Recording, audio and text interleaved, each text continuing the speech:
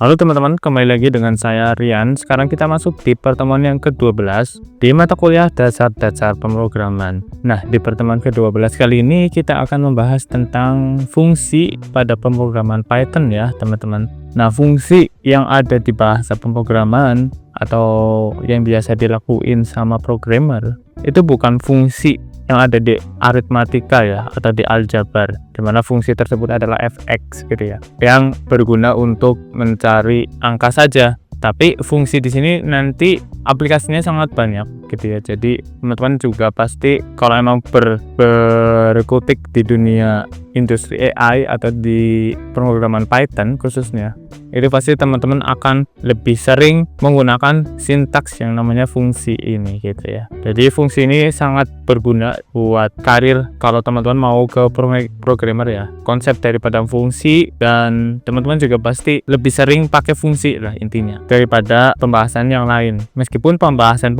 yang lain ya, termasuk looping yang kemarin itu pasti ikut juga tuh. Jadi ya kombinasi antara dasar-dasar daripada pemrograman. Biasanya di bahasa lain pun ada fungsi juga ya.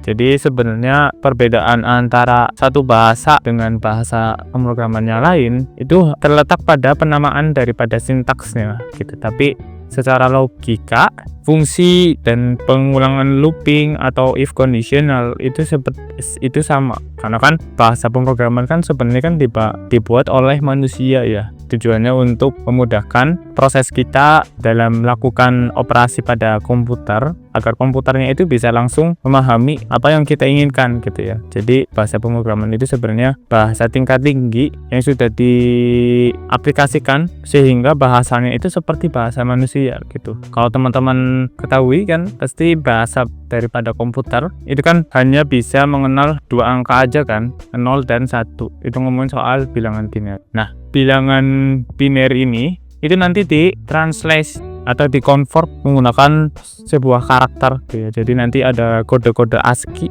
yang merepresentasikan sebuah kata-kata atau kalimat yang ada di bahasa pemrograman. Jadi sebenarnya kenapa kita ngeklik komputer kita itu bisa dengan mudah melakukan operasi. Jadi sebenarnya kan di dalamnya ada background process ya. Mana background processnya kan sebenarnya ada proses pentransferan data dari data satu ke data yang lain gitu ya. Dimana pentransferan data tersebut kan menggunakan bilangan biner ya. Ini berhubungan juga sama gerbang logika. Kalau ngomongin soal hardware, itu udah ngomongin soal sistem elektroniknya, dimana sistem elektroniknya itu nanti merepresentasikan sebuah gerbang logika atau sebuah kode khusus gitu yang merepresentasikan informasi yang sudah kita input. Nah, balik lagi ke fungsi. Nah, pertemuan fungsi kita kali ini itu kita akan mendefinisikan dan mendeklarasikan daripada fungsi, kemudian menggunakan parameter dan melakukan studi kasusnya